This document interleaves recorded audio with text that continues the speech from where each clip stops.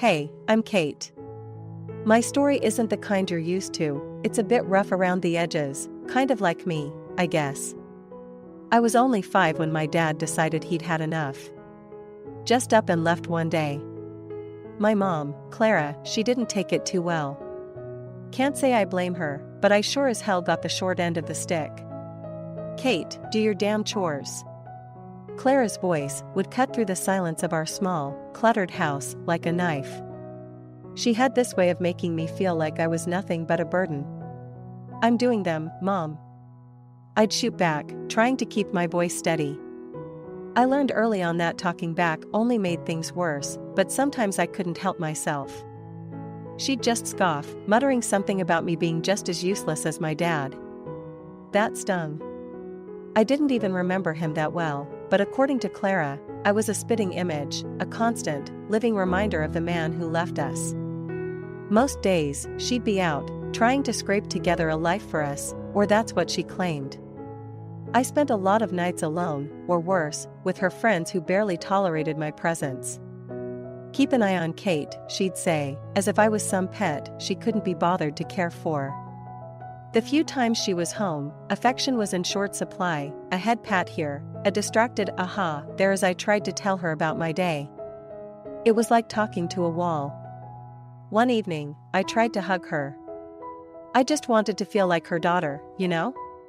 She stiffened up and pushed me away. What do you want now? She snapped, eyeing me like I'd asked for the moon. Nothing, I mumbled, stepping back. I learned to stop asking for hugs after that. School wasn't much better.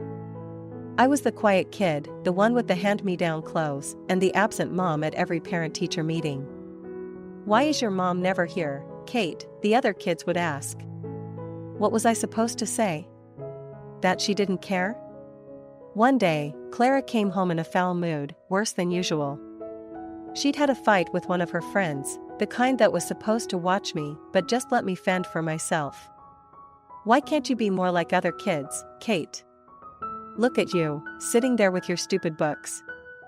You're just like your father, a complete waste of space. I bit my lip, holding back tears. Arguing would only make it worse. Sorry, Mom, was all I could say, even though I didn't understand what I was apologizing for. I lay in bed that night, the silence of the house echoing loudly around me, its emptiness a stark reminder of how unloved and unwanted I felt. I made a silent promise to myself that I wouldn't end up bitter and alone like Clara. I didn't know how yet, but I had to believe there was more to life than this never-ending cycle of neglect. Then, almost as if fate had heard my silent pleas, Mark came into our lives.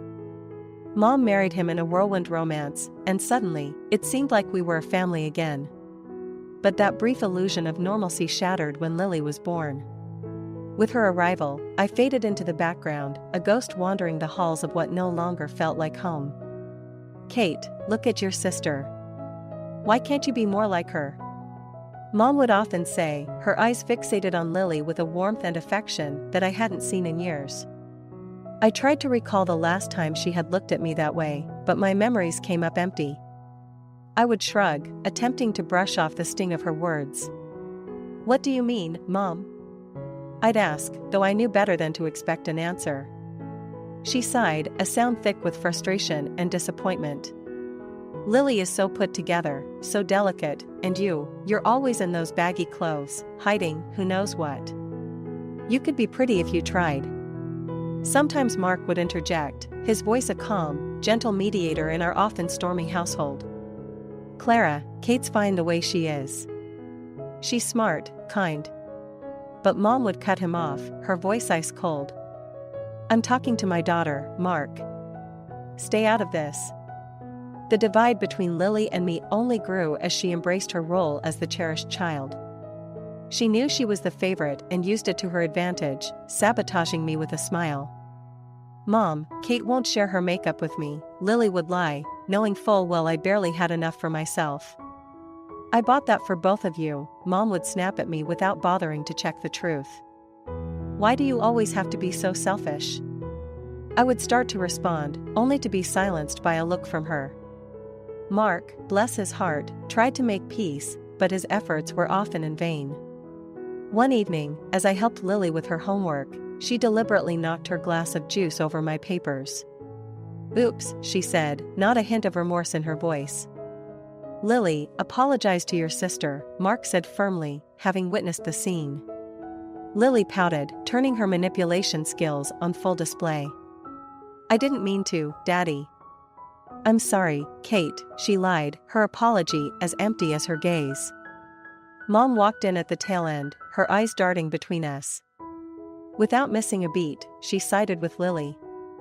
"Kate, can you see she's sorry? Stop making a scene and clean this up." I cleaned up the mess, the injustice of it all burning in my chest. It was always the same, Lily's word against mine, and I was always the villain in Mom's eyes. One day, feeling a mix of desperation and longing for a connection, I called Mark Dad in a moment of vulnerability. It slipped out as naturally as breathing, but the fallout was immediate and harsh. Mom's face twisted into a mask of fury. "How dare you? You have a father, Kate, and Mark is not him. You're just trying to replace him because he didn't want you." Her words were like a physical blow, knocking the air from my lungs. Mark looked stricken, caught between his wife and stepdaughter, a silent witness to my humiliation. My voice broke, the hurt too deep for tears. I thought. What? That you could just pretend everything's okay? That you could make us a perfect little family? Mom's voice was venomous, each word a pointed dagger aimed straight at my heart. In the end, I retreated to my room, the sound of Lily's laughter echoing behind me. I was the outsider, the unwanted, living in a house divided by favoritism and silent battles. Mark tried to offer solace, but his kindness was a balm on a wound too deep to heal. Growing up wasn't easy, not by a long shot. As I hit my teen years, things at home went from bad to downright miserable. Mom's critiques got harsher, and Lily, well, she was blossoming into a mini tyrant with Mom as her biggest cheerleader. One afternoon, I was trying on clothes in my room, the door barely cracked open. I could hear Lily's snickers from the hallway. "Look at Kate, trying to dress up, like putting lipstick on a pig," she jeered, not even bothering to lower her voice. I flinched, the sting of her words hitting harder than I wanted to admit. "Shut up, Lily," I snapped back, more hurt than angry. Mom's voice cut through the tension like a hot knife. "Kate, don't talk to your sister like that. And Lily's right, you know, those clothes do nothing for you." I stood there, a mix of anger and humiliation washing over me. I wanted to scream, to tell them both off, but I knew it would only make things worse. Mark wandered in, oblivious to the brewing storm. "What's all the noise about?" he asked, looking between us. "Lily's just being her usual charming self," I muttered, my voice dripping with sarcasm. Mark sighed, a look of resignation on his face. "Girls, can't we all just get along for once?" "Tell her to stop picking on me then," Lily whined, playing the victim as usual. Her tactics were familiar, but no less infuriating. Her ability to twist situations to her favor was a talent she wielded with expert precision, and once again, I was left standing, feeling the familiar crush of being the outcast in my own home. She always did. "I'm not the one starting things," I protested, but it fell on deaf ears. Mark just shook his head and walked away, leaving me to fend for myself yet again. The next day at school, I overheard some kids talking about a party. For a fleeting moment, I entertained the idea of going, of being normal, for a change. But then reality crashed back in. I couldn't bring anyone home. Mom would make sure any friend or boy I liked would run for the hills with her comments. One evening, Mom was on one of her tirades about my appearance. "You could be pretty if you actually tried, Kate. Look at Lily, she takes care of herself." I was at my breaking point. "Why do you always compare me to her? I'm not Lily." Mom just rolled her eyes. "Because she sets a good example. You could learn a lot from your sister." The words felt like a slap in the face. It was always Lily, always about how perfect she was and how I just couldn't measure up. I stormed off, my heart pounding in my chest. Alone in my room, I let the tears come. It was clear I was the odd one out in this family, the constant disappointment. No matter how hard I tried, it felt like it would never be enough. Finding love should have been exciting, right? For most people maybe, but for me, it felt like walking through a minefield blindfolded. After everything at home, I was hungry for a bit of tenderness, something real and warm. But every time I thought I found it, boom, everything blew up in my face. I met Jake at work. He was funny, had a killer smile, and didn't seem to mind my awkwardness. We hit it off, and for a minute there, I thought, hey, maybe this could be it. One night, I decided to bring him home, thinking it'd be safe. Big mistake. Kate, who's this? Mom asked, eyeing Jake like he was some bug she found under the sink. This is Jake, Mom. We work together, I said, trying to keep my voice steady. Jake reached out, all polite and smiling. Nice to meet you, ma'am. Mom just nodded, her smile tight.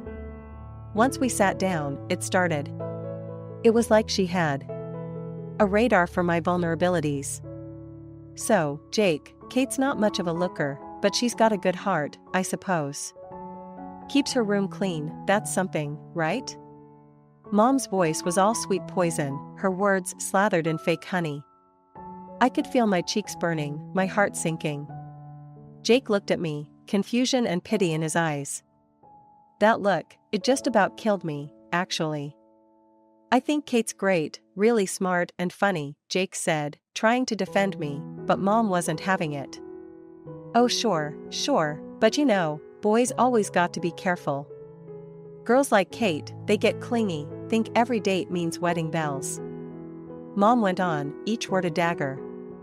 The evening couldn't end fast enough. Jake left, and so did any hope of us. He was cool at work, but distant. Couldn't blame him. Who'd want to dive into that hot mess? It wasn't just Jake. There was Tom, Darren, and a few others, different faces, same story. Mom would either scare them off with her warnings, or Lily would do her part, spilling some made-up scandal about me. I stopped bringing guys home after that, started meeting them outside, but the damage was done. My confidence was shot, every date felt like a ticking time bomb, waiting for the moment they'd find out about my crazy family and bail.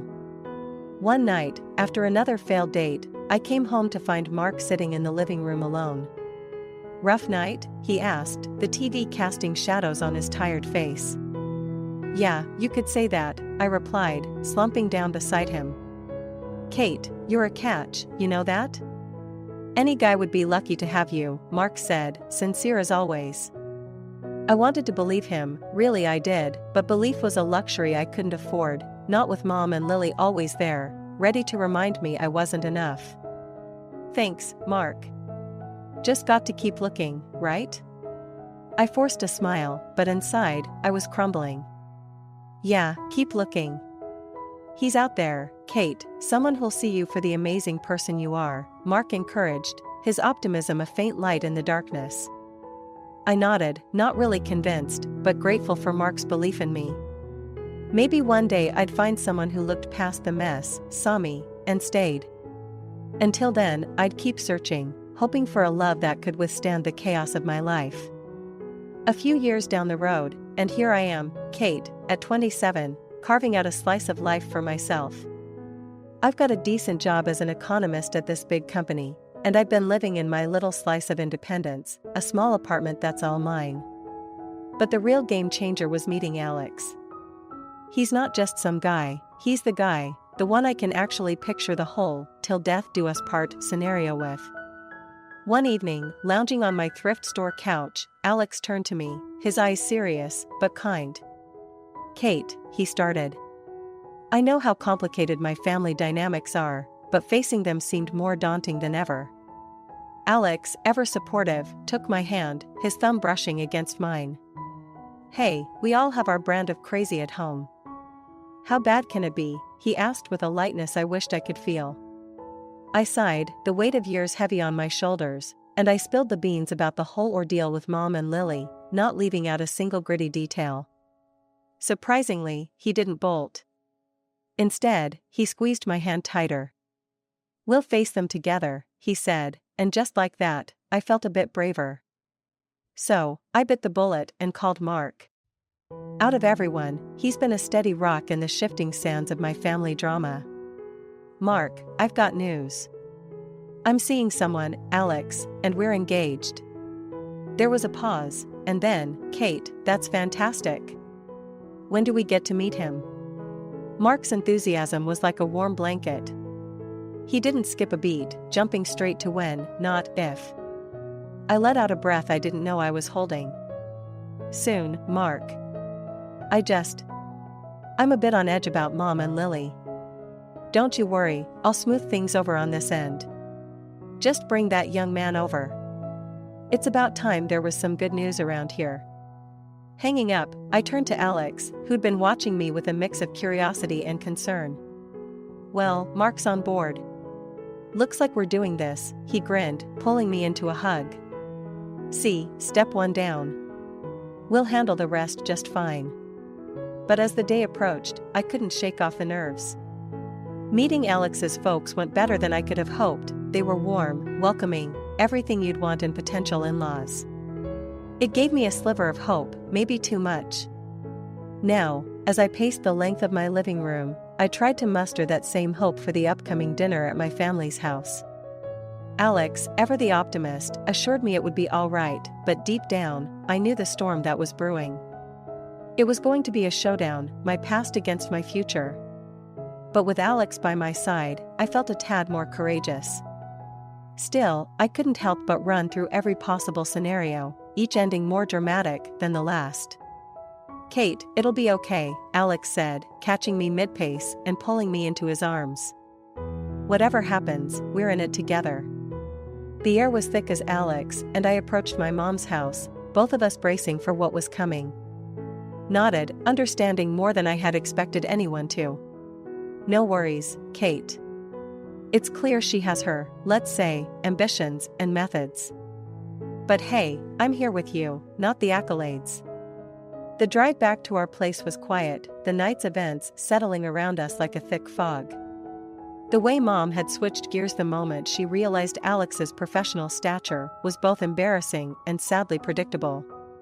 She had always valued success and appearances over genuine relationships, a trait that tonight was on full display. Your mom really knows how to play the game, huh? Alex said after a pause, trying to make light of the situation. Yeah, she's always been like that. Ambitious to a fault, especially when it comes to using others to elevate her own status, I replied, feeling a mix of resentment and resignation. But you know, it's kind of funny, Alex continued, squeezing my hand. She thinks she's being slick, but it's so obvious. It's almost like watching a bad play, where you can predict every line before it's spoken. I chuckled, grateful for his perspective. Exactly. It's all a performance. And tonight, you were the guest star. Alex grinned. Well, I hope I played my part well. Just remember, I'm on your team, and no amount of schmoozing from your mom can change where my loyalties lie. That reassurance meant the world to me.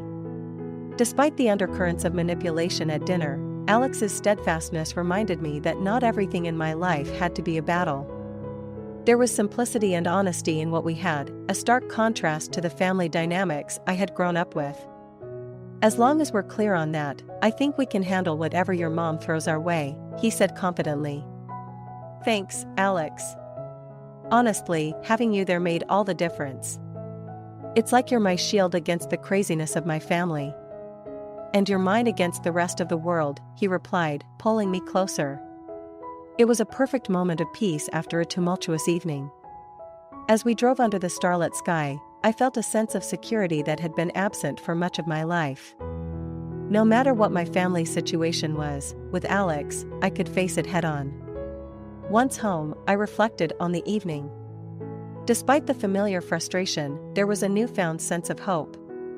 With Alex by my side, equipped with his understanding and support, maybe, just maybe, I could navigate the tricky waters of family relationships without losing myself in the process.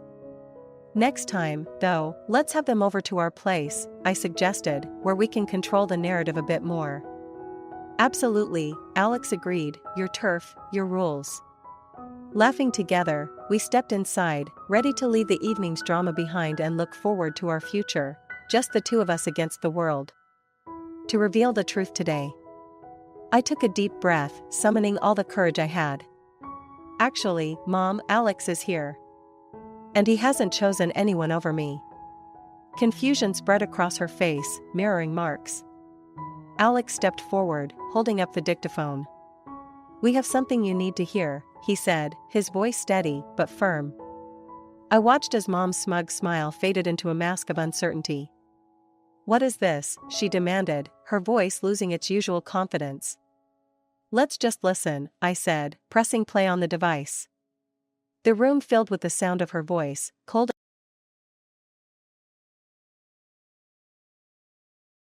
Finally, I'm rid of that baggage. Starting today, my parents are moving in with me at my house. As soon as my parents passed away, my husband Mike, having demolished our family home, stood in front of its site and blurted this out to me, standing there in shock. What are you talking about? Have you lost your mind? Hurry up and bring the inheritance to our place. At his words, I couldn't help but burst into laughter. So that's what this was all about. I realized. What? Why are you laughing? Don't you guys know what you're talking about?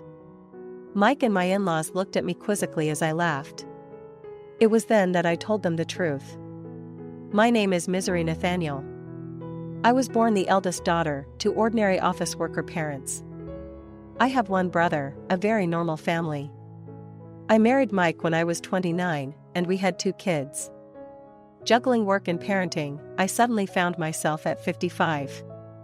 My son Sean and daughter Amelia had grown up to be fine adults, each living on their own and struggling with their new careers. Now was the time to relax with my husband. It was an ordinary life, but I was happy. I thought I would continue to age like this. But my mundane life changed one winter day. My father was in a car accident and suddenly passed away. He was only 72 at the time. Our whole family was engulfed in grief, especially my mother, who was so depressed she couldn't even eat. Mom, I know it's hard, but you have to eat, I told her time and time again. I know, but I just don't have the appetite. It feels like there's something stuck in my chest, she would reply. My brother and I thought she was just emotionally distressed and watched her for a while. However, she rapidly lost weight. In just half a month, worried, I took her to the hospital. Cancer. The diagnosis from the doctor left me in shock. The cancer was advanced, and surgery wasn't an option. With about a year left to live, I hadn't had the chance to really take care of my parents yet. Just when I thought I had lost my father, now my mother too was facing this. I was even more devastated than when my father passed, but I didn't have the luxury of grieving forever. My brother lived far away and couldn't be relied upon, so it was up to me to take care of my mother. I immediately told Mike that I wanted to live with my mother. My days started early and ended late, as I took on the role of caregiver for my mother. Waking before dawn, I'd tiptoe through the quiet house, careful not to disturb Mike, who, despite his reluctance to help, at least maintained his silence in these early hours. The first task was always to prepare a light breakfast for my mother, something nutritious yet easy to digest. I became adept at crafting meals that were both appealing and health-conscious, given her frail state. After breakfast, I would help her with her morning routine, which involved a myriad of medications that needed to be taken at specific times. The labels on the bottles became a familiar sight, and I meticulously tracked each dosage, ensuring nothing was missed. Her gratitude was evident in her weak smiles and gentle pats on my hand, a silent communication of her appreciation. The rest of the morning would pass in a blur of chores and care. Cleaning the house had fallen entirely on my shoulders, and while it was physically exhausting, there was a therapeutic rhythm to it, sweeping, dusting, doing the laundry, that provided a sense of normalcy amidst the upheaval. In between, I would check on my mother, adjusting pillows, chatting about memories, or simply sitting with her, holding her hand while she rested. Afternoons were a repeat of the morning's tasks, punctuated by lunch preparations. I tried to keep our meals varied and interesting, a small daily challenge that brought a hint of creativity to my otherwise routine-filled days. Sometimes, I would open the windows to let in the fresh air and the sound of neighborhood life, children playing, birds chirping, which seemed to lift her spirits, if only just a bit. Despite the demanding schedule, the physical proximity to my mother allowed for moments of heartfelt conversation and sharing. We revisited old stories, laughed over past family events, and sometimes, delved into more serious discussions about what was to come. It was during these conversations that I felt the weight of our situation most acutely, yet also drew strength from our bond. Evenings brought their own set of challenges as fatigue from the day set in. Preparing dinner, helping my mother get ready for bed, and ensuring the house was locked and secure for the night often left me drained. But every night, as I finally sat down to catch my breath, I felt a profound sense of fulfillment. Despite Mike's distant attitude and the physical toll it took on me, being there for my mother in her time of need was a decision I never regretted. During those moments, sitting apart from Mike at the funeral, a surge of loneliness washed over me. I had always envisioned a partner who would stand by me through both joy and grief, yet here I was, feeling isolated in a crowd of mourners. This stark reality stung sharply, contrasting deeply with the support and presence of my brother and his family, who were pillars of strength during such a somber time. As the whispers of distant relatives grew louder, hinting at discord between Mike and me, I couldn't help but feel the weight of their speculations adding to the already heavy atmosphere. It wasn't just about sitting together, it was a symbol of unity that Mike seemed indifferent to. Despite the pain and the sense of betrayal that gnawed at me, I found myself defending him in low whispers, brushing off the gossip with half-hearted explanations that even I didn't fully believe. Returning home after the funeral was another ordeal. The house felt emptier without my mother's presence, and the silence was a stark reminder of her absence. Mike's behavior hadn't improved. If anything, it seemed as though he was relieved that the obligations tied to my mother were now behind us. This realization only deepened the rift between us, making our conversations more strained and infrequent. In the weeks that followed, I tried to find solace in routine, busying myself with work and home life, attempting to mask the growing void within. Yet, every evening as I sat across from Mike at dinner, the space between us felt like a chasm. His continued detachment was a bitter pill to swallow, and I found myself longing for the companionship and empathy that were glaringly absent. The emotional toll of nursing my mother, coupled with Mike's indifference, left me exhausted and resentful. I missed the camaraderie and support that a spouse is supposed to provide. My thoughts often wandered to the possibility of seeking comfort elsewhere, perhaps in friends or a support group, anyone who could offer a listening ear and a shoulder to lean on. As days turned into weeks, I grappled with the decision of what to do about my marriage. The indifference from Mike, which was stark during my mother's illness and even more so in the aftermath, was slowly eroding the foundations of our relationship. The future seemed uncertain, and I knew that some hard decisions lay ahead. Nonetheless, I resolved to take it one day at a time, focusing on healing myself and finding peace amidst the turmoil. My heart sank as I stood there, the words from my in-laws echoing in my ears, each syllable a piercing reminder of their callousness. It was not just the purse, a mere object, it was the blatant disregard for the sentimental value it held for me. My mother had carried that purse almost every day, and each detail, from the worn leather to the small keychain she adored, brought back a flood of memories. I hesitated, my voice barely a whisper. Actually, I was thinking of keeping it myself. It reminds me of her. My mother-in-law's face twisted into a semblance of disappointment, masked poorly by a condescending smile. "Oh, I see. Well, if you change your mind, let me know," she said, placing the purse back on the counter with less care than she ought to have shown. After they left the room, the silence felt oppressive. I stood alone, the events of the past few hours replaying in my mind. The insensitivity, the laughter at my expense, it all circled around me like a relentless storm. I realized that this pattern wasn't new, it was merely the culmination of years of subtle digs and overt insults. Feeling the walls closing in, I slipped outside for a breath of fresh air. The cool breeze was a small comfort against the turmoil inside. I leaned against the porch railing, my thoughts racing. The realization that my marital home had never truly been a sanctuary hit me hard. It had always been a battlefield of sorts, where I fought to maintain my dignity and sanity against constant belittlement. As I stood there, the night growing deeper, I contemplated the vast gulf between the life I had envisioned with Mike and the stark reality I was living. The disconnect between us had grown too wide to bridge with mere patience and understanding.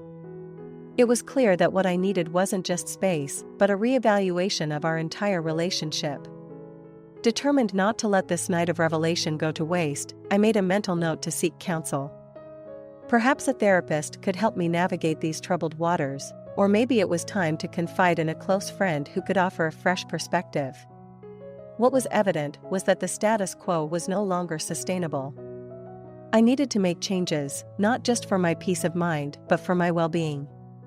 The night air grew chilly, and I wrapped my arms around myself, drawing comfort from the small act. Tomorrow would be soon enough to start making decisions. For now, the quiet of the night was a balm, soothing the raw edges of my frayed emotions. As I turned to go back inside, I felt a small, defiant spark kindle within me, a promise of resistance against the disregard I had faced for too long.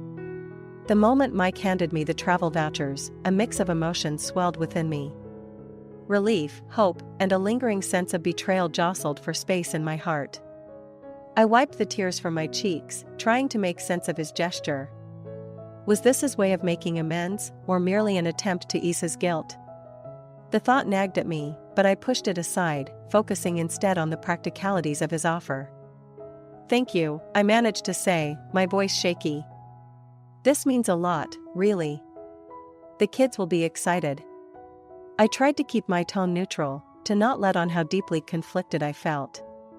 Mike nodded, his expression unreadable. He seemed distant, yet there was a hint of genuine concern in his eyes, a look I hadn't seen in a long time. As he walked past me to head into the kitchen, I stood there, the vouchers in hand, contemplating the possibilities. A trip could indeed be the fresh start we needed, a chance to step away from the tensions and the painful memories that had accumulated like so much dust in the corners of our home. Perhaps it would also give me the space to think about everything that had happened, to decide on the future of our relationship with some clarity. Later, as I discussed the trip with the kids, their excitement was infectious.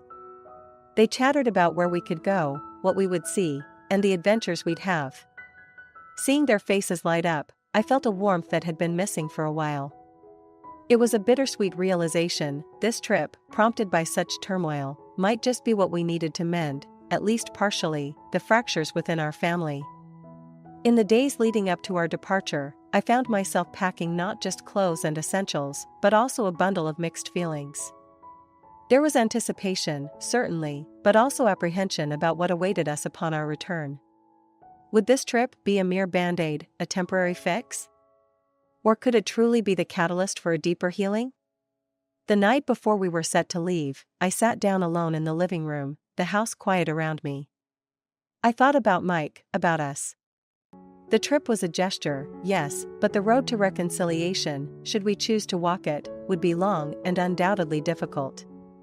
Yet, as I turned the travel vouchers over in my hands, I realized that perhaps this was also an opportunity to start anew, not just in location but in understanding and, hopefully, in forgiveness.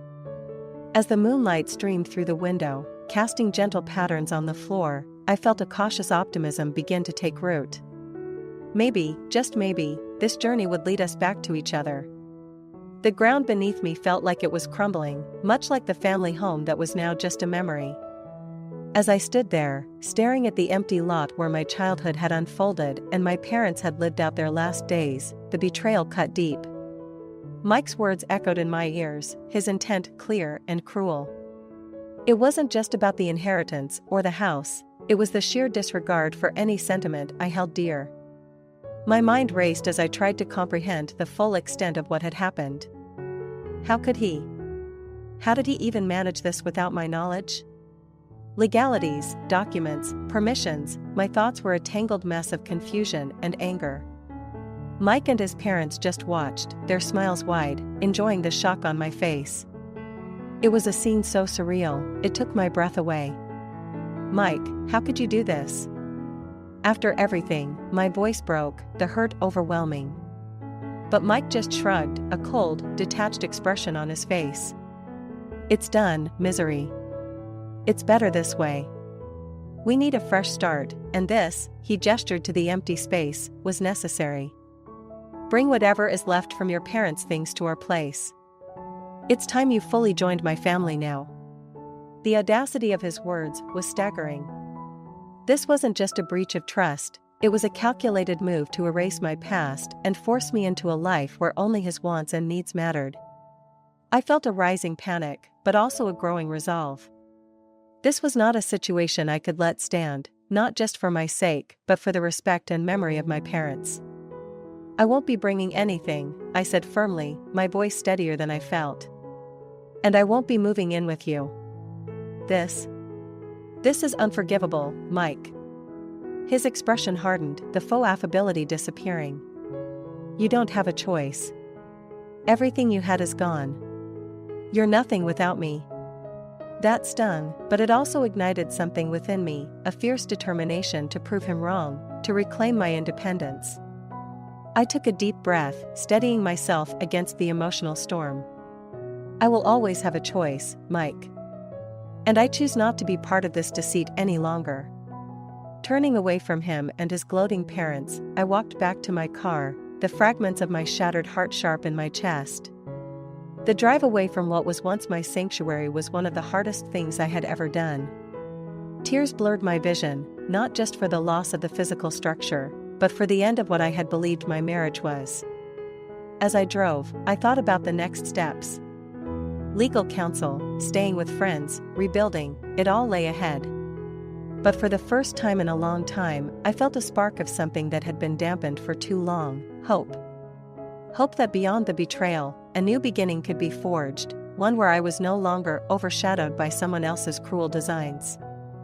The lawyer's office became a sanctuary of sorts in the following days, a place where the chaos of my life was distilled into something resembling order. Each meeting provided clearer steps on how to address the illegal demolition and betrayal I had experienced. The lawyer, a kind yet sharply intelligent woman, meticulously laid out the legal repercussions Mike and his father faced for their actions. It was a complicated case, but she was optimistic about the potential for significant legal recourse. Demolishing a property without proper permits and consent, especially one not in their name, is a serious offense, she explained, her tone firm yet reassuring. There are laws protecting property rights, and based on the details you've provided, we can pursue charges of destruction of property and possibly fraud, given the deceptive way they managed to send you away. The thought of taking legal action was daunting. The legal system was a realm I had hoped never to need to navigate in such a personal capacity. Yet, here I was, discussing terms like civil suits and restitution. My initial fear gradually morphed into determination. This wasn't just about the house or the inheritance, they had tried to strip me of my dignity and my past. I couldn't let that stand. "We'll need to gather evidence and possibly get statements from the company that rented out the demolition equipment," the lawyer continued. "I'll handle the inquiries there. Meanwhile, it would help if you could gather any documents related to the property and any correspondence with Mike or his parents that might illustrate their intent." As I left her office, a plan forming in my mind, the weight of my initial despair began to lift slightly. There was a long road ahead, no doubt filled with challenges and possibly painful revelations, but the thought of holding Mike and his parents accountable offered a sliver of solace. Over the next few days, I stayed with a close friend who offered not just a spare room but a listening ear and unwavering support. In her company, I found moments of peace amidst the storm.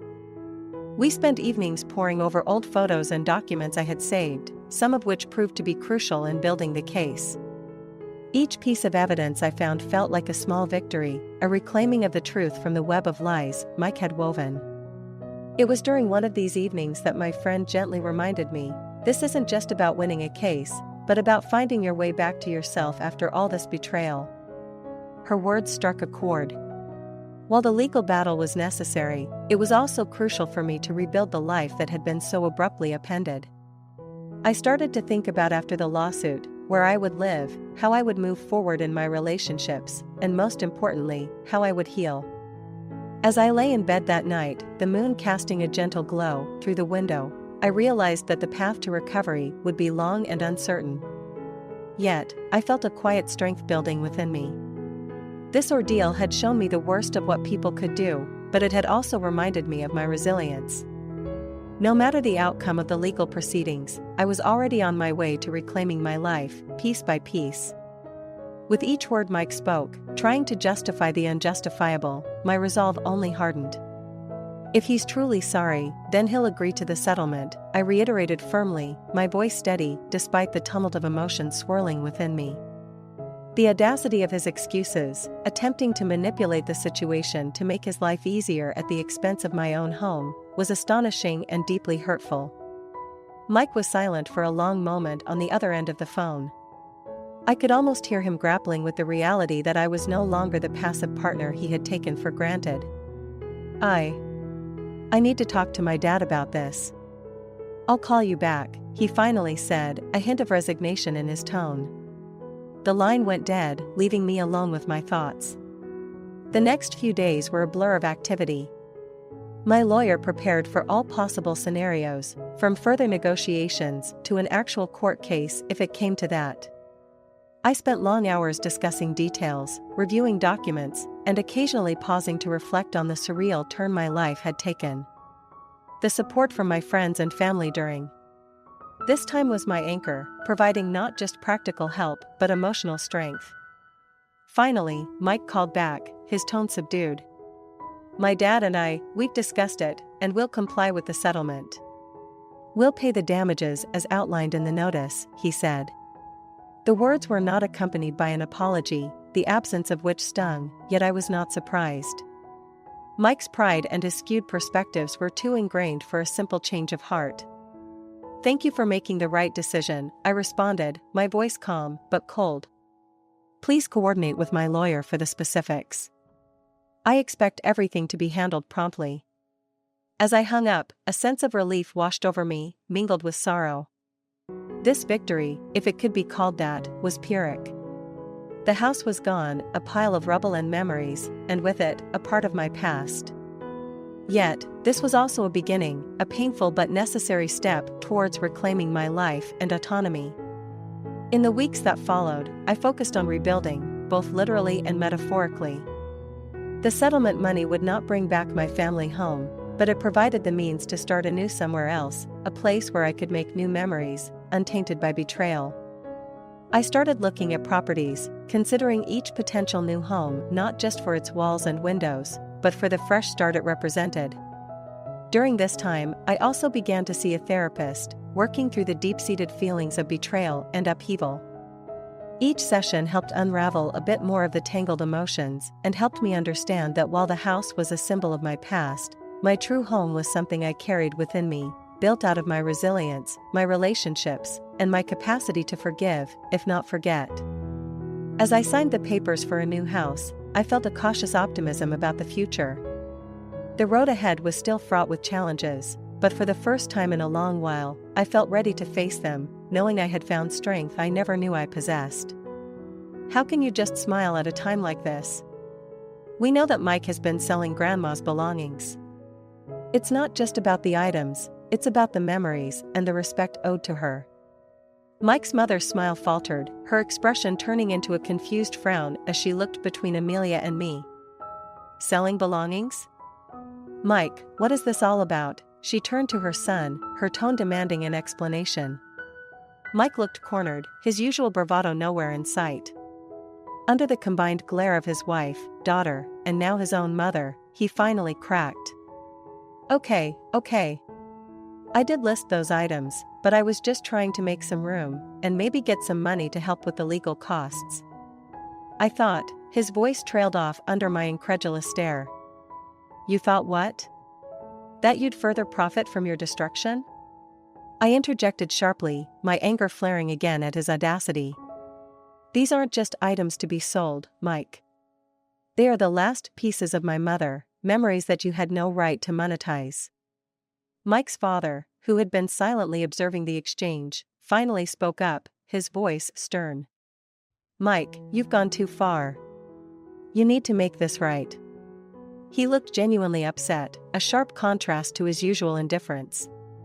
Encouraged by his father's words, I pressed on. I want every single item back, Mike. Cancel the listings immediately and gather everything you've taken. And this isn't just about the belongings, it's about the trust you've shattered. You need to start making amends, and this is only the first step. Mike nodded, looking defeated and ashamed.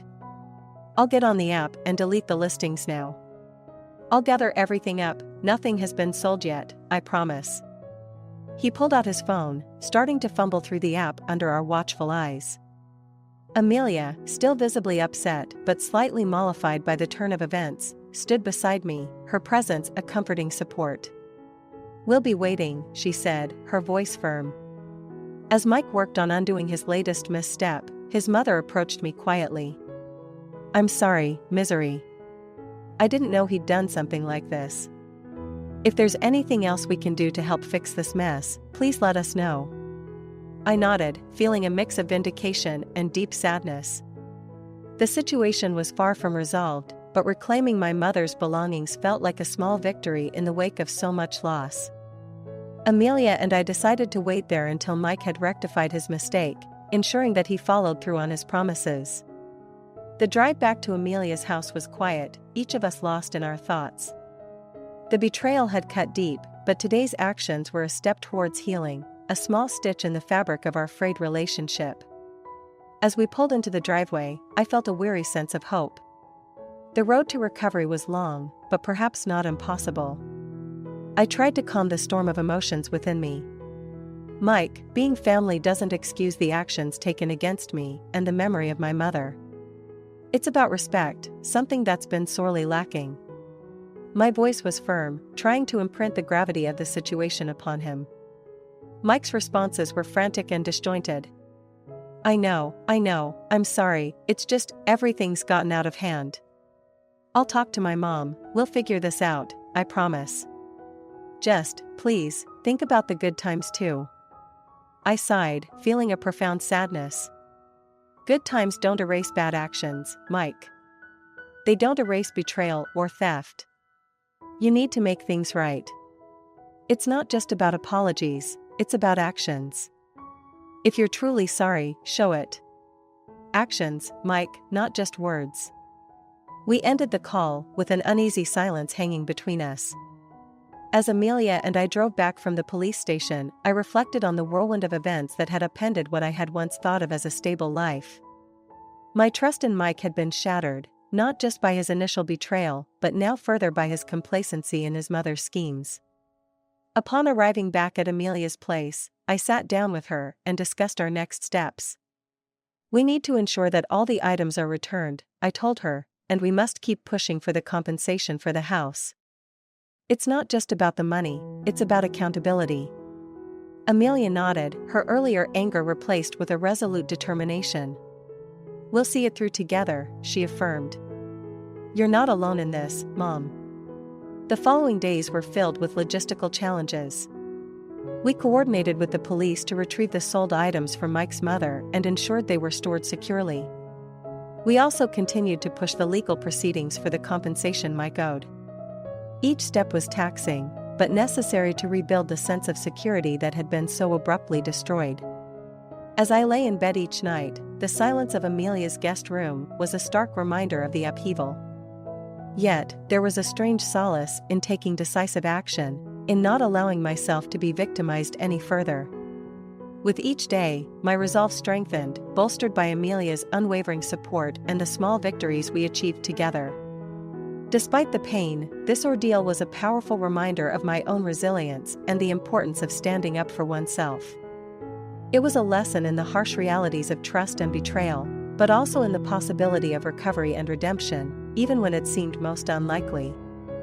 Upon hearing about the will, my thoughts were conflicted. It was clear that Mike's father had made his plans with particular intentions, perhaps as his way of making amends or preserving some legacy. Yet, the fact that he wanted Sean to inherit the house, despite the recent turmoil, added a layer of complexity to an already complicated situation. I reached out to Sean, curious to hear his thoughts. When we spoke, he was as surprised as I was about the inheritance. "Honestly, I don't know what to do with the house. After everything that's happened, it feels more like a burden than a blessing," Sean confided, his voice heavy with resignation. "You don't have to decide anything right now," I suggested gently. "Take your time. Think about what's best for you and your family. And remember, you're not obligated to accept it if it doesn't feel right." Sean expressed his gratitude for the support, but I could tell he was torn. He had always had a complicated relationship with his grandfather, who had been both a stern figure and a doting patriarch. Now, with the house as a potential inheritance, Sean had to navigate the difficult waters of familial obligations and personal feelings. As for myself, my interactions with Mike had left a sour taste. His father's diagnosis and subsequent passing had been a stark reminder of the fragility of life, and while I felt a profound sadness for the man's suffering, the bitterness of past conflicts couldn't be easily forgotten. Mike's callous remarks during his father's illness, juxtaposed with his panic at the diagnosis, highlighted a hypocrisy that was hard to overlook. In the days following the funeral, as I reflected on the man Mike's father had been, I struggled with mixed emotions. It was difficult to reconcile the harshness of his words with the inevitable empathy one feels towards someone facing mortality. This emotional turmoil was compounded by the ongoing legal battles with Mike, which were far from over despite his father's death. The inheritance became a symbol of unresolved issues, a physical manifestation of the emotional and moral complexities that had defined our relationships. Sean's eventual decision regarding the house would undoubtedly stir these waters even further, but for now, I focused on supporting him as he made his choice. In the quiet moments alone, I contemplated the journey of forgiveness and healing. It wasn't just about the material losses or the betrayals, it was about finding a way to move forward, to build something positive from the ruins of shattered relationships. This process was neither simple nor quick, but it was necessary, not just for peace, but for the closure it would eventually bring. Moving in with Sean and his fiancé felt like a fresh start, a chance to create a new chapter in my life after so much turmoil. Their warm welcome eased the transition, and as I packed up my things at Amelia's house, I felt a mixture of excitement and relief. Amelia had been incredible throughout everything, a pillar of support when I needed it most, but I knew it was time for me to move on, to allow her space and freedom without my constant presence. As Sean and his fiancée laid plans for their new home, I found myself getting involved in the design and layout, ensuring it was a place that would feel welcoming and comfortable for all of us. It was invigorating to think about room placements, decorations, and even garden plans. Sean often joked that it was like having a professional on board, and I couldn't help but feel a surge of pride. He was acknowledging my efforts and valuing my opinions. The day we visited the site of our future home, standing on the land that had once been my family home, was poignant. The land had changed owners and soon would transform again under Sean's vision. "This is more than just land," Sean said, squeezing my hand. "It's a foundation for the future. Our future." His words resonated with me, reinforcing my decision to join them. As we watched the early stages of construction, I thought about the cycle of life, how destruction can lead to new beginnings. The house that had been a symbol of family conflict was now the ground on which a new family connection would be built. It felt like a fitting resolution, a way to honor the past while looking forward to the future. During my last night at Amelia's, we sat down for a quiet dinner, reminiscing about the past months and discussing future plans. "You always have a home here, you know," Amelia said, her voice thick with emotion. "But I'm so happy for you, going to build a new life with Sean and his family." "I'll be just across town," I replied, smiling through the bittersweet feelings. "You're not getting rid of me that easily." The move itself was smooth. Sean and his fiancée made sure everything was perfect for my arrival.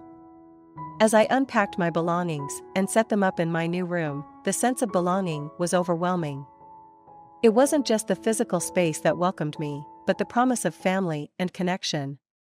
That evening, as we sat down for our first dinner together in what would soon be our permanent home, I looked around at the happy faces. I realized that I had found a place where I could be myself, where I could heal and grow. The lessons of the past, particularly my tumultuous relationship with my own mother-in-law, were a constant guide on how I wanted to be with Sean and his future wife. Reflecting on everything, I knew that happiness was not just a destination, but a journey.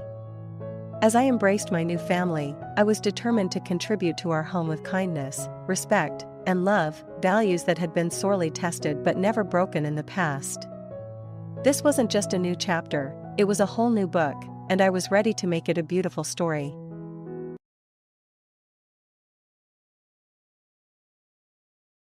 I'm Emma, a 34-year-old who has transitioned from being a photographer to a full-time mom. The world that I once saw through the precise frame of my camera now circles endlessly around my sleeping infant in the next room. Yet beneath the apparent tranquility of new motherhood, an uneasy tension has begun to surface. Our home, a sanctuary Alex and I once cherished, now echoes with a hollow sense of abandonment. The terrace, where dreams were shared over morning coffees, now taunts me with its vast, unnerving emptiness. Our once vibrant garden lies silent, bearing witness to the expanding void in our lives. I vividly recall the day we returned from the hospital with our newborn. I had envisioned a homecoming filled with warmth and joyful tears. Instead, I was met with Alex's distant gaze, which barely concealed his indifference. "Honey, aren't you excited? Say hello to your son," I urged, my voice quivering as I attempted to disguise the tremor of unease. Alex's fleeting glance at our child lacked warmth, his words were perfunctory. "Yeah, he's great. I'm just not good with babies, you know. Give me time." But it wasn't merely about the baby. The Alex I fell in love with, who once filled our home with laughter and optimism, seemed to have dissipated. Each evening, he returned from work wearing exhaustion like a mask, his words few and hollow. One night, as I rocked our son in the quiet of his room, the silence enveloping us grew unbearable. "Alex, we need to talk. This distance, it's not just about the baby, is it?" He sighed, his gaze fixed on some distant point beyond the walls of our deteriorating haven. "Emma, don't start. I'm tired. Work's a mess. I don't need another lecture." His words, dismissive and cold, ignited a mix of anger and fear within me.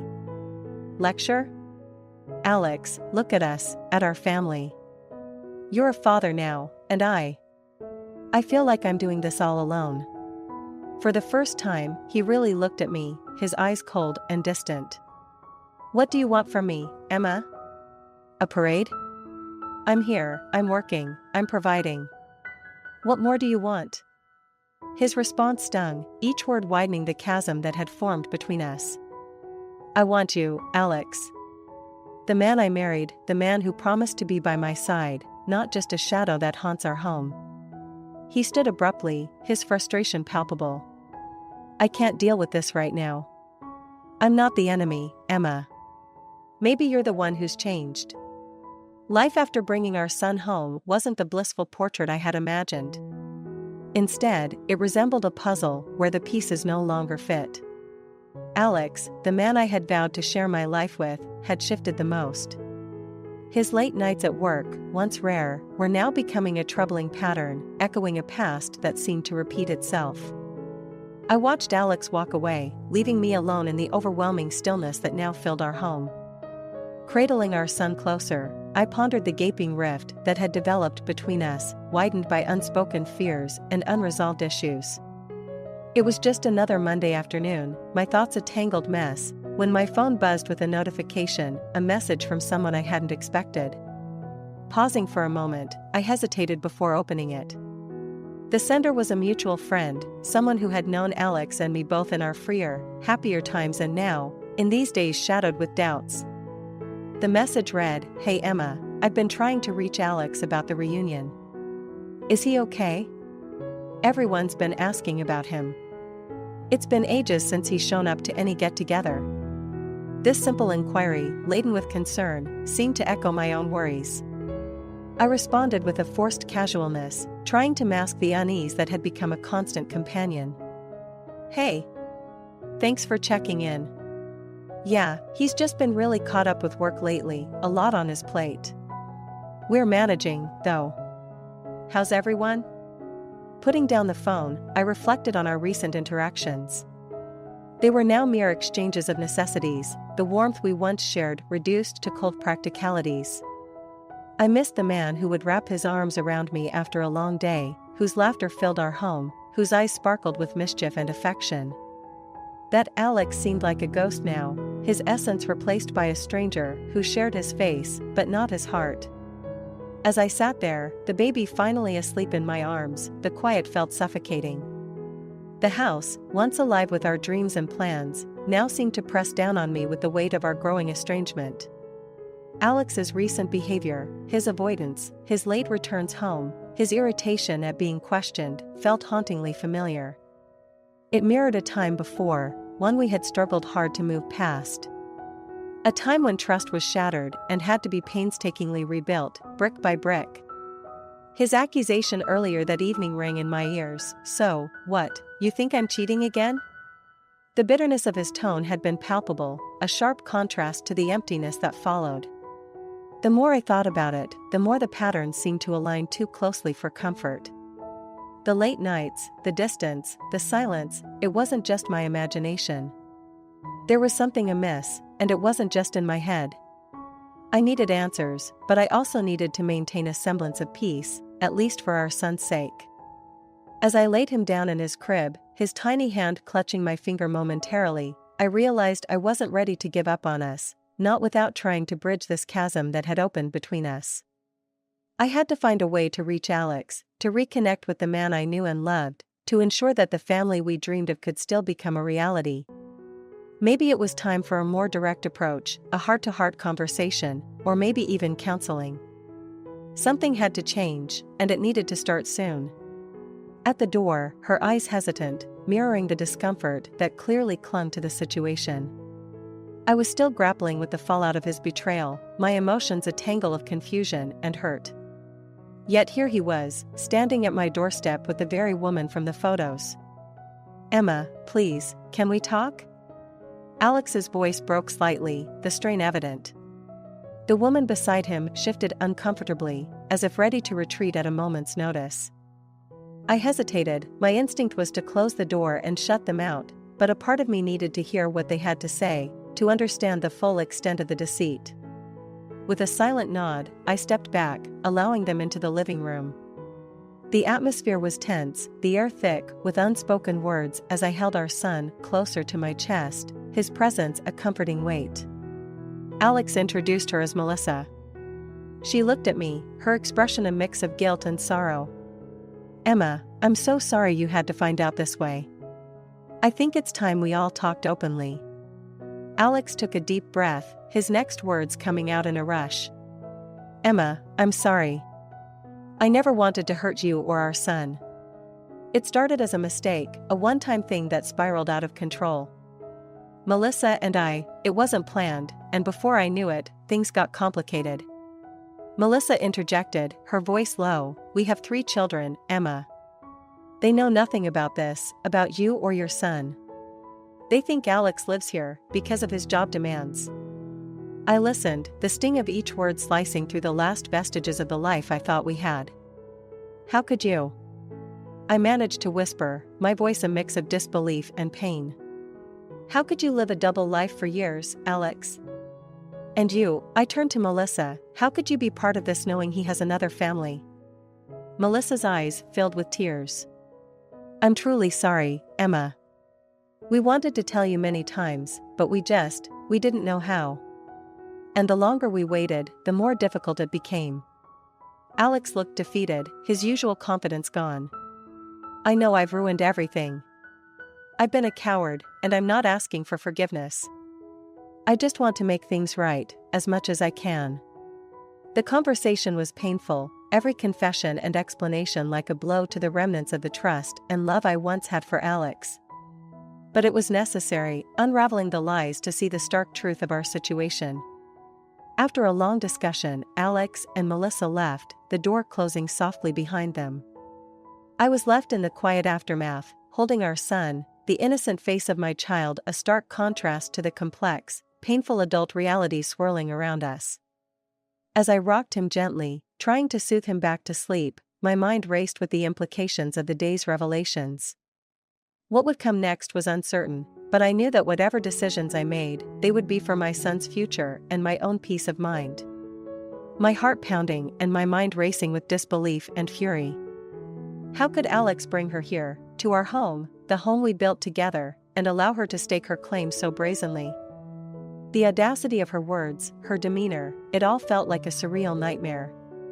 I stood there for what seemed like an eternity, trying to process the encounter.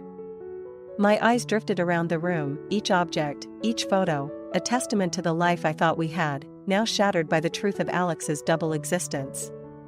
I felt rooted to the spot, yet a fierce resolve was building within me.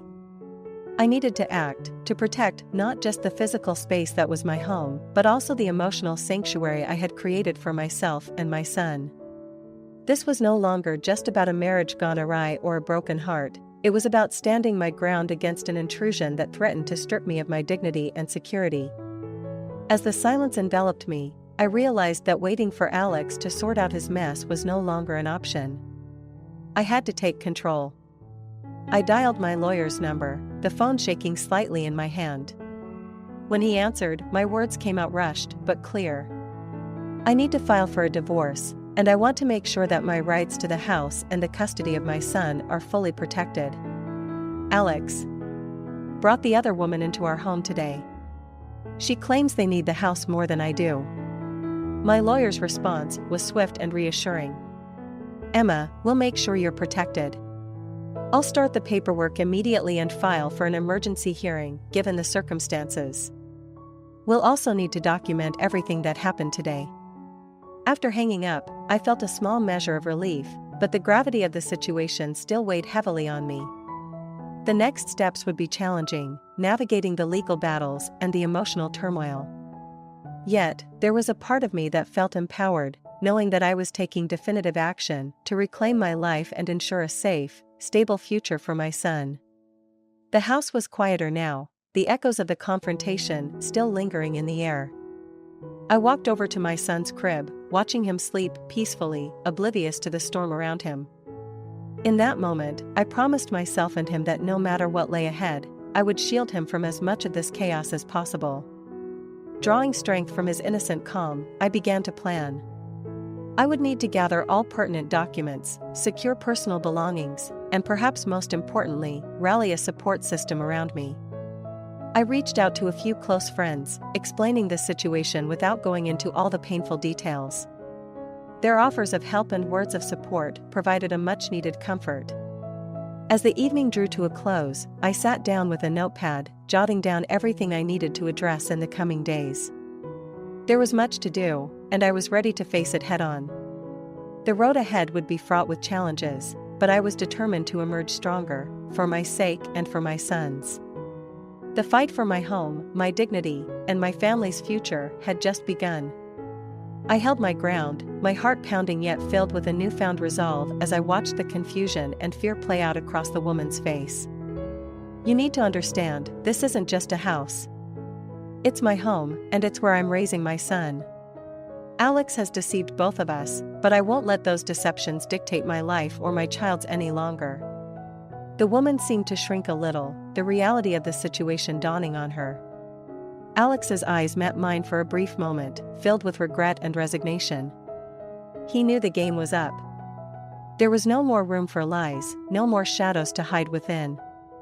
Emma, he began, his voice barely a whisper, I'm so sorry. I never wanted it to go this far.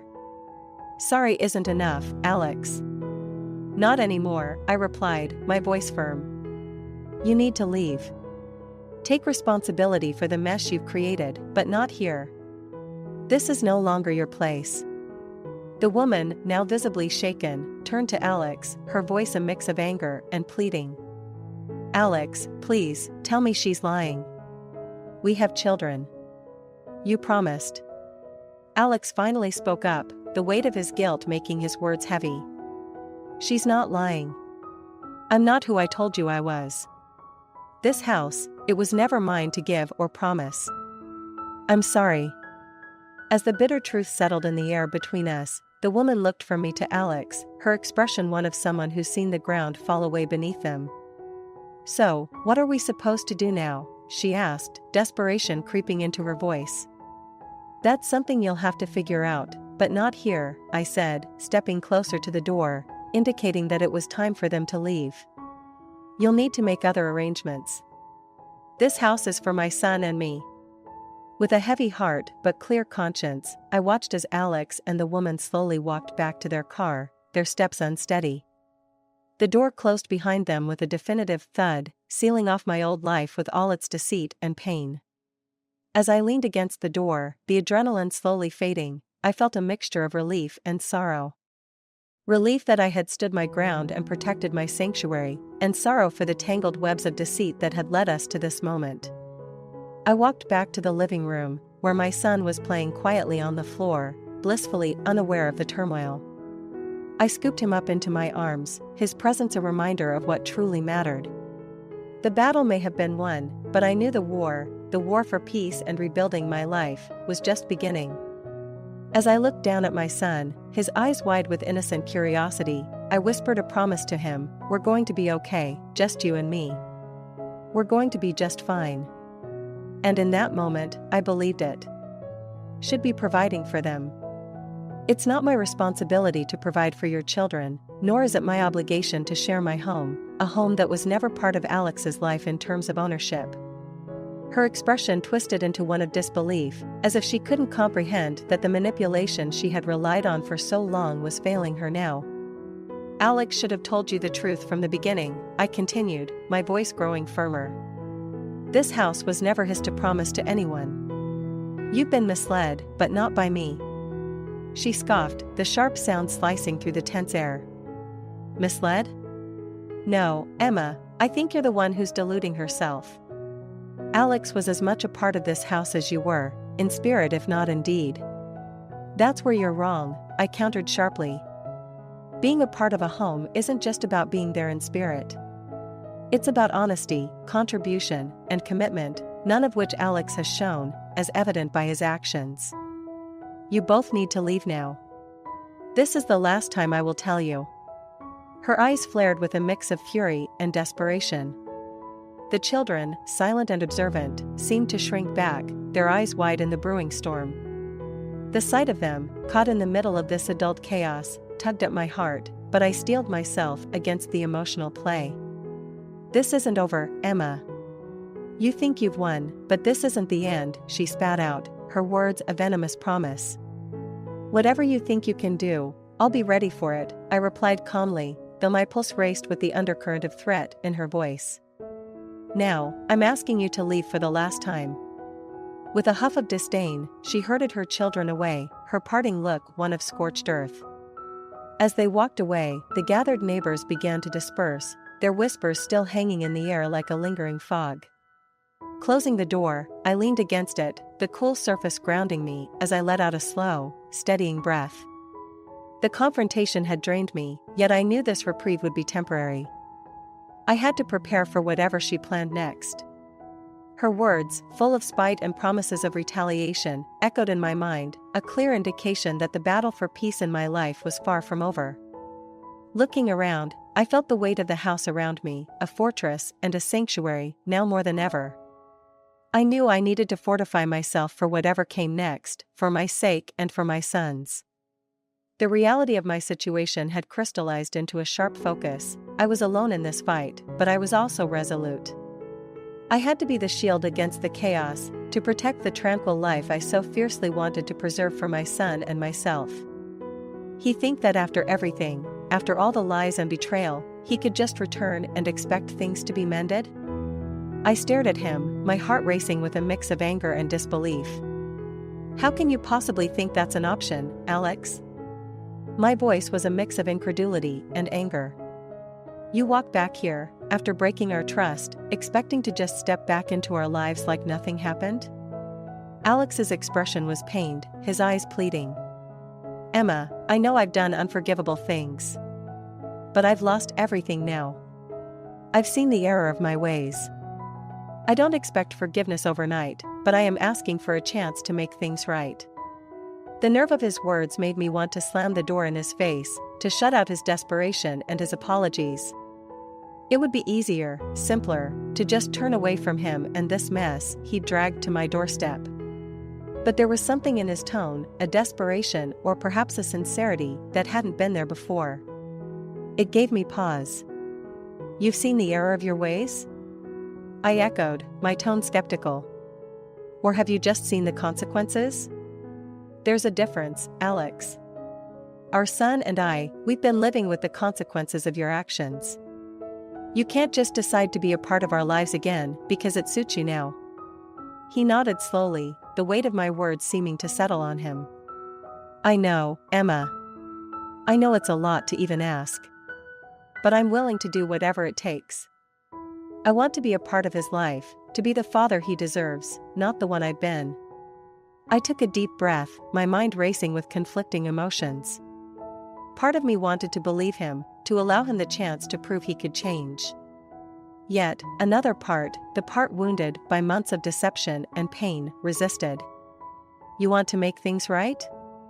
I finally said, measuring each word.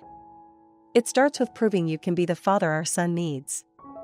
And that doesn't mean just showing up when you feel like it. It means consistent effort, it means transparency, and most of all, it means respecting the new boundaries I set." Alex nodded, seeming to understand the gravity of my terms. "I agree to all of that. I'll do everything I can. I just want to be part of his life, and yours, if you'll let me." "I'll consider it," I said cautiously, "but for now, you need to give me space to think about this, to decide what's best for our son. This isn't just about us anymore." As he left, the promise of a long and uncertain path lay ahead. I closed the door behind him, leaning against it as I let out a sigh. The reality of reconciling with the past while protecting the future was daunting, but for my son's sake, I knew I had to consider every possibility carefully, even if that meant potentially opening the door to Alex again, under very different terms. I stood there for a moment after putting my son to bed, the silence of the house enveloping me like a soft blanket. The peace was a stark contrast to the tumult that had rocked our lives, but it was a welcome one. I walked back to the living room, my feet padding softly against the floor, feeling the weight of the day's emotions slowly lifting. With each step, I felt more anchored in my new reality, a reality where I was the sole architect.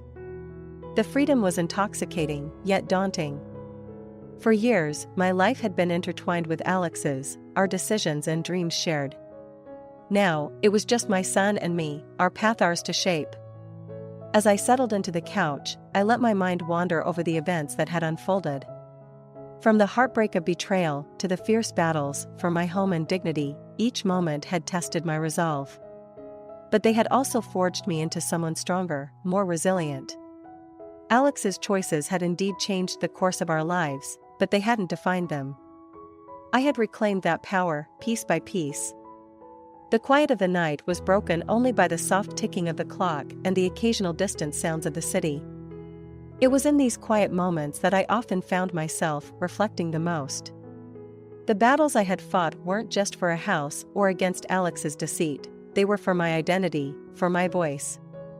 I realized that my journey wasn't just about overcoming the challenges thrown at me. It was about rediscovering who I was outside the shadows of a failing marriage. It was about showing my son the strength of standing up for oneself, about modeling resilience and integrity.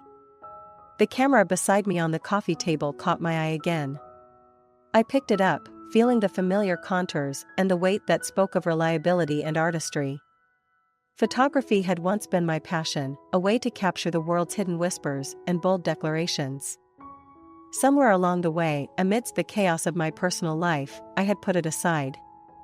Now, as I looked through the lens, focusing on the mundane yet comforting scenes of my home, I felt a connection reignite. Each frame I captured was more than just an image, it was a reclaiming of my perspective, a way to see the world through my eyes, unfiltered by anyone else's expectations or betrayals. My phone buzzed again, pulling me back from my thoughts. It was a message from another friend checking in. Their words, full of encouragement and shared strength, were a reminder of the network of support that had held me up when I was close to breaking. I typed back a quick thank you, a smile touching my lips. The road ahead would surely have its share of obstacles, but I felt ready to face them, fortified by my regained sense of self and the love of my friends and family. As I turned off the lights and headed to bed, the echoes of my son's laughter from earlier in the day filled my heart. The future was uncertain, yes, but it was also bright with the promise of new beginnings and new stories to tell. Stories of us, of me and my son, moving forward with hope and an unyielding resolve to create a life filled with joy, love, and endless possibilities.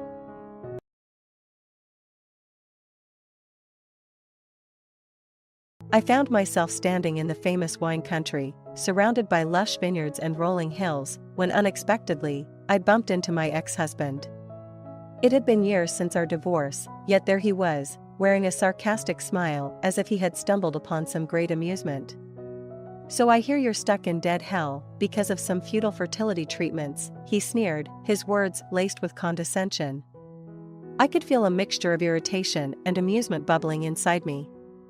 All those years, he had moved on, remarried, and started a family, thinking himself victorious while looking down on me. But little did he know, life had some surprises in store. With a slight smirk, I rested my hand on my slightly swollen belly, a silent gesture that spoke volumes. "I wonder who really needs fertility treatments," I replied calmly, watching his expression morph from smugness to confusion. It was then that I decided to unveil the truth that would shake the very foundation of his perceived happiness. No amount of mockery or clinging to the past could alter the course that fate had set in motion. The beginning of his downfall was imminent, and he was oblivious to it. "My name is Mary, and I work at a travel agency. My job involves proposing various travel plans to customers, ensuring their satisfaction. It's a role that brings me immense fulfillment." Stephen, my ex-husband, and I had once shared a workplace romance that led to marriage. He had joined my branch as the new manager, a man of calm demeanor who always treated me with kindness. We had spent long hours working together, sharing moments of joy and support amidst the chaos of busy seasons. But as time passed, I realized that my dreams extended beyond the confines of marriage. Despite Stephen's concerns about my well-being and his suggestion for me to embrace the role of a homemaker, I couldn't shake the desire to continue pursuing my career and my dreams. I had lived frugally, saving up money to fulfill my aspirations, and I wasn't ready to let go of that independence. So, I made the decision to keep working, even after marriage, determined to carve out my own path. Our encounter in the wine country served as a stark contrast between our fortunes. While Stephen had found solace in his family life, I was on the brink of a revelation that would redefine our futures. As the years passed, my husband and I found solace in our mutual understanding and respect for each other's work. Despite working at different branches, we returned home every evening to find comfort in each other's presence, cherishing the simple happiness we shared. But as time went on, a subtle sense of anxiety began to creep in. 2 years into our marriage, the absence of a child weighed heavily on my mind. Growing up as an only child, I had always longed for a larger family, and now that desire seemed to elude me. "It's taking quite a while for us to have a baby, isn't it?" I finally broached the topic with my husband, feeling a pang of unease at our inability to conceive. My husband, ever understanding, reassured me with his calm demeanor. "There's no need to rush. They will come when the time's right," he said, his words offering a semblance of comfort. But the lingering doubt persisted within me. I wonder if I might be infertile. "Maybe I should get checked out at the hospital," I confessed, my heart heavy with worry. In his gentle way, my husband encouraged me to seek medical advice, his unwavering support a source of strength. "Don't be so down on yourself. Everything's going to be okay," he assured me, his hand soothing as it stroked my hair. Reluctantly, I embarked on a series of tests, each one a silent prayer for a glimmer of hope. And when the results came back, revealing no abnormalities, my husband's joy mirrored my own. That's great news, he exclaimed, his smile a beacon of hope. See, what did I tell you? There's no need to worry. His optimism lifted my spirits, dispelling the shadow of doubt that had clouded my thoughts. Yet, there remained one more test to be done, one that would require my husband's participation. It's likely that you won't have any issues either, but just to be safe, I want you to get tested, I explained, hoping he would understand my concern. But his response caught me off guard. Why should I get tested? Infertility is usually a woman's issue, he stated firmly, his pride wounded by the implication. I could sense his reluctance, his hesitation to confront the possibility of any shortcomings. And though I understood his reservations, I couldn't shake the nagging worry that lingered in the depths of my heart. There's no rush. We can do it when you have the time, I offered, hoping to ease the tension that hung in the air. But as the day drew to a close, silence enveloped us, the unspoken words lingering between us like a heavy weight. And in that moment, I couldn't help but wonder what the future held for us, and whether our love would be enough to overcome the challenges that lay ahead. As we stepped into my husband's family home to celebrate his mother's birthday, I couldn't help but admire the resilience and strength of the woman who had raised him single-handedly. My mother-in-law, now 65 and retired, had sacrificed so much to provide for her children, never once wavering in her dedication. I had always held her in high regard for her unwavering determination and love. With a bouquet of flowers and a thoughtful gift in hand, we were greeted by her warm smile. "Oh, what beautiful flowers! And a bath set, just what I needed," she exclaimed, her joy palpable. I felt a surge of satisfaction, confident that our gifts would bring her joy. But as the conversation shifted, her words took an unexpected turn. "I'm happy about the gifts, but I'm starting to look forward to seeing a grandchild's face," she remarked, her tone tinged with expectation. Her words hung in the air, casting a shadow over the room. I exchanged a nervous glance with my husband, hoping he would intervene. But to my dismay, he remained silent, leaving me to face the weight of her expectations alone. "I understand you're busy with work, Mary, but there are more important things than work, aren't there?" she continued, her gaze piercing. "You need to face your own health and think about starting a family. There are fertility treatments available nowadays." I bristled at the implication that my worth as a woman was tied to my ability to conceive.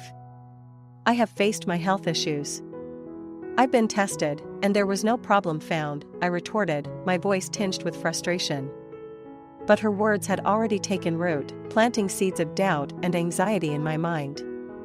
The deadline she imposed only served to amplify my fears, leaving me feeling trapped and suffocated by expectations that I could not fulfill. As we left my in-laws' home that evening, the weight of her words lingered, casting a shadow over our otherwise pleasant visit. And in the silence of the car ride home, I couldn't help but wonder how long I could bear the burden of her expectations, and whether my marriage would withstand the strain of unspoken resentments. As my husband and I walked home in silence, the weight of his mother's words hung heavy between us, casting a shadow over our once peaceful evening. I stole glances at his profile, searching for any sign of what he might be thinking, but his expression remained unreadable. Arriving home, he seemed intent on carrying on as if nothing had happened. "I'm starved, let's get dinner started," he announced, casually, his demeanor betraying no hint of the turmoil brewing beneath the surface. Summoning all my courage, I broached the topic that had been weighing on my mind. "Hey Stephen, about what your mom said today." I began, my voice faltering slightly. "Huh? What about it?" he replied, turning to me with his trademark smile, but I couldn't shake the feeling that it was forced. "She said she wanted grandkids, didn't she?" I pressed, my gaze unwavering. "Yeah, but since we can't have them, we just gotta wait, right?" he shrugged, seemingly unfazed. "No, that's not what I'm trying to say," I insisted, frustration bubbling to the surface. "You were the one telling me to prioritize my health over work and to consider fertility treatments. I faced the issue head-on and got tested, and there was nothing wrong." His expression shifted, and I could see the hint of defensiveness creeping into his features. "Why didn't you say anything back then? It feels like it's all being blamed on me, but it's not me who's not facing the issue," it's you, isn't it, Stephen? I pressed, unable to contain my emotions any longer. His response was swift, his voice rising in anger. What the heck? Always talking about tests. I already told you that the cause of infertility is often on the woman's side, and what Mom said wasn't wrong. It's not my fault, he shouted, his face flushed with frustration. I recoiled at his outburst, feeling a pang of guilt for having pushed him to this point. This wasn't the man I knew, the kind and understanding husband who had always been there for me. And yet, here we were, at odds over something neither of us could control. But despite our heated exchange, neither of us was willing to concede ground. We remained locked in a stalemate, unable to bridge the gap between us. I can't deal with this anymore. I'm hungry, I'm going to go get something to eat, he declared, storming out of the house, leaving me alone in the suffocating silence. As I sank onto the sofa, the weight of our argument pressing down on me, I couldn't help but wonder if it was my fault. Had I pushed too hard? Had I failed to communicate my feelings effectively? All I had wanted was to be understood, to work together with my husband to navigate the challenges ahead.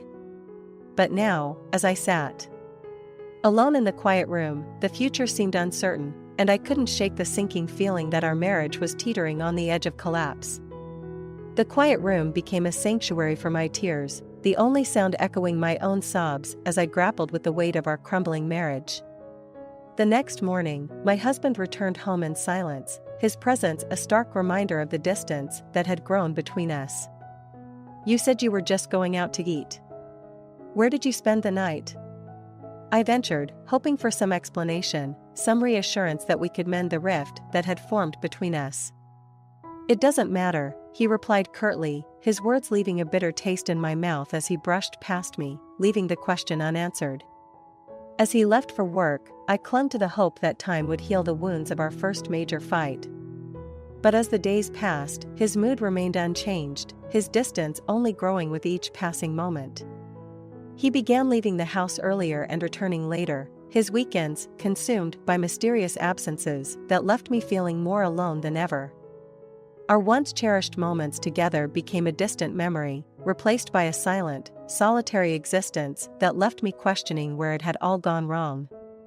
I can't even remember the times when we used to cherish our moments together, I mused, the ache of longing gnawing at my heart. What made us this way? Was it so wrong to suggest that test? But my husband's behavior only fueled my suspicions, his evasiveness leaving me feeling lost and confused. When he finally admitted to staying at a business hotel near his office, I couldn't shake the feeling that he was hiding something. And then, one day, as I sorted through his laundry, I heard something drop with a clink, though nothing appeared to be out of place. It was only when I stepped back that I noticed the glinting object at my feet, a small earring, shimmering in the dim light. I picked it up, my mind reeling as I realized the implications of what I held in my hand. For a moment, I was speechless, the truth staring back at me in silent accusation. It was then that I knew, with a heavy heart, that our marriage was beyond repair.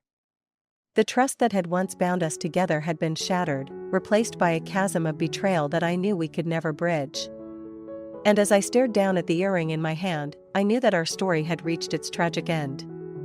I found myself standing at a crossroads, my heart heavy with the weight of betrayal. For too long, I had buried my suspicions, afraid to confront the truth that lurked beneath the surface. But now, faced with the undeniable reality of my husband's affair, I could no longer turn a blind eye. Summoning every ounce of courage within me, I made the decision to confront him head-on, to unearth the proof of his infidelity and bring an end to our marriage. The next day, I sought out a private investigator, determined to uncover the truth once and for all. And a few days later, the truth was laid bare before me, my husband's affair with a new employee at his branch office. She was young, pretty, and had fallen prey to his charm just as I had years ago. It seemed that his pattern of manipulation and deceit had continued, with me merely being one in a long line of victims. The realization hit me like a tidal wave, washing away any remnants of the love and trust one had once held for him. Frustration and anger boiled within me as I came to terms with the fact that our marriage had been nothing more than a sham. That night, as he returned home with his usual pile of laundry, I could no longer keep up the facade of ignorance. "You might as well have her do your laundry at her place instead of coming all the way home," I said, my voice laced with bitterness. He stopped in his tracks, turning to face me with a look of confusion. "What are you talking about?" "I told you it's work," he protested, but his words fell on deaf ears. I thrust several incriminating photos in front of him, each one capturing the moments shared between him and his mistress. "Don't play dumb with me. I dug up everything, and these earrings, weren't they the ones she was looking for?" I challenged, my voice trembling with rage. He froze, his eyes widening in shock as he stared at the evidence laid bare before him. And in that moment, I knew that there was no going back. "I never thought you were such a womanizer. Let's just end this now." "You can date her openly," I declared, thrusting the divorce papers into his hands. A tense silence filled the air as he stared at the papers, the reality of his actions sinking in. And then, without a word, he turned and walked away, leaving me alone in the aftermath of our shattered marriage. He burst into laughter, his words cutting through me like a knife. "What's this, sour grapes? Are you jealous because we can't have kids? If you've got time to take pictures like these, why not focus on getting treatment so you can get pregnant?" His audacity left me speechless, my anger simmering just beneath the surface. Who's really full of sour grapes here? I wanted to scream, but I bit my tongue, unwilling to give him the satisfaction of seeing me lose my composure. "Divorce suits me fine.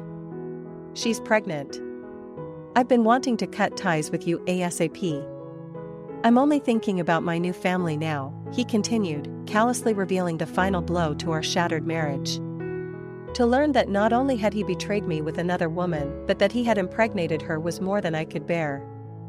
I was numb, my mind reeling with disbelief as I watched him gather his belongings and leave, leaving behind nothing but a hollow shell of the life we had once shared.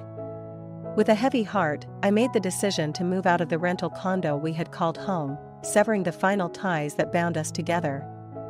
As I packed up the remnants of our life together, I felt no nostalgia, only a sense of relief that I was finally free from the shackles of our broken marriage. But just as I thought I had closed the door on that chapter of my life, fate had other plans in store for me. As I tidied up the apartment one last time, the doorbell rang, jolting me out of my thoughts. Opening the door, I was met with the sight of a man I had never seen before, unkempt hair, dirty clothes, and a look of desperation in his eyes. He greeted me hesitantly, his words leaving me astonished as he revealed his story. 3 years had passed since our divorce, and in that time I had continued to save diligently, working towards my dream of a new beginning. And now, as I stood face to face with this stranger, I realized that perhaps this unexpected encounter was a sign that it was time to embrace the possibilities that lay ahead. With a newfound sense of purpose, I bid farewell to the remnants of my past and embarked on a journey of self-discovery. And as I walked through the picturesque vineyards of wine country, I couldn't help but feel a sense of gratitude for the unexpected twists and turns that had led me to this moment, a moment of newfound freedom and endless possibilities. His own son was also facing financial difficulties. It was a twist of fate that neither of them could have anticipated. As my ex-husband stood before me, his expression clouded with disbelief, I could see the realization sinking in. The truth of his father's visit and the misunderstandings that had ensued weighed heavily on him, shattering the illusion of his supposed success and superiority. For years, he had believed himself to be living the perfect life, while in reality, he was drowning in debt and deception. And now, faced with the harsh truth of his circumstances, he had no choice but to confront the reality of his situation. I watched as the facade crumbled before my eyes, the arrogance and contempt he had once held towards me replaced by a newfound humility and understanding. It was a humbling moment, one that forced him to confront the consequences of his actions and the impact they had on those around him. As the truth unraveled before us, I couldn't help but feel a sense of closure, a final reckoning that brought an end to the bitterness and resentment that had plagued our past. And as my ex-husband grappled with the shocking truth of his father's visit, I realized that sometimes, the greatest revelations come from the most unexpected places. In the end, it was a moment of clarity that brought us both a step closer to finding peace and moving forward with our lives. I watched as my ex-husband's expression shifted from anger to shock, his words faltering as he struggled to comprehend the gravity of the situation. For years, he had lived under the illusion of his own superiority, blind to the reality of his actions and their consequences. And now, faced with the undeniable truth of my pregnancy, he was forced to confront the possibility that the child being born to his wife might not be his own. As the weight of my words sank in, a heavy silence filled the air, punctuated only by the sounds of the bustling wine country around us. For a moment, it felt as though time itself had come to a standstill, frozen in the wake of this revelation. But as the shock began to fade, a new understanding dawned in my ex-husband's eyes, an understanding of the life I had built for myself beyond the confines of our failed marriage. It was a life filled with happiness and fulfillment, far removed from the turmoil and deceit that had defined our past. And as I stood before him, my hand resting gently on my slightly swollen belly, I realized that this moment marked a turning point, not just for him, but for both of us. For in that moment, he saw the truth of my happiness, the truth of my resilience in the face of adversity. But there was still a lingering question in the air, a question that hung between us, unspoken yet undeniable. And as my ex-husband's gaze lingered on my belly, I knew that the answer to that question would shape the course of our future in ways we could never have imagined. From my ex-husband. I hesitated for a moment before opening it, unsure of what to expect. Inside, I found a handwritten note, the words penned with a sincerity that caught me off guard. In the letter, my ex-husband expressed his remorse for the pain he had caused me and his gratitude for the lessons he had learned from our time together.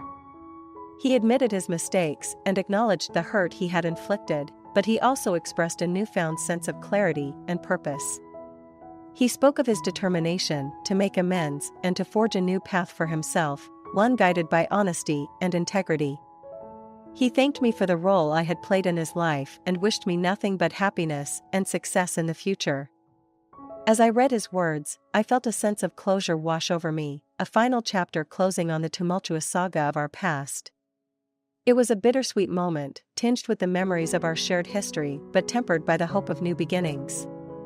And as I folded the letter and tucked it away, I realized that our unexpected reunion had indeed been a crossroads, a moment of reflection and reckoning that had led us both to a deeper understanding of ourselves and each other. But now, as I looked towards the future, I knew that my path lay elsewhere, in the warm embrace of my new family, in the bustling halls of my beloved hotel, and in the quiet moments of reflection that reminded me of the journey that had brought me to where I stood today. As I read the astonishing contents of the letter from my ex-husband, a mix of shock, disbelief, and a hint of pity washed over me. It was a tale of deception, regret, and the consequences of one's actions unraveling over time. Despite the unexpected revelation, I couldn't shake off the resolve I had built over the years. My ex-husband's plight was a result of his own choices, and while I couldn't ignore the sympathy stirring within me, I knew that reopening old wounds would only bring more pain.